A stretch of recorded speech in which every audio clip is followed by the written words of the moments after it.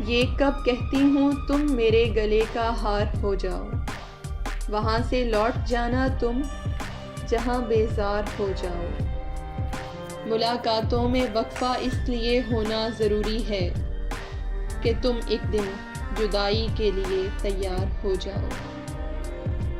बहुत जल्द समझ में आने लगते हो ज़माने को, बहुत आसान हो थोड़े बहुत दुश्वार हो जाओ।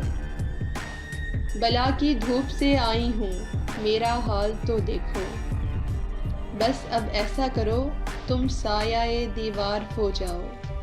अभी पढ़ने के दिन हैं लिख भी लेना हाल दिल अपना, मगर लिखना तभी जब लाई के इजहार हो जाओ।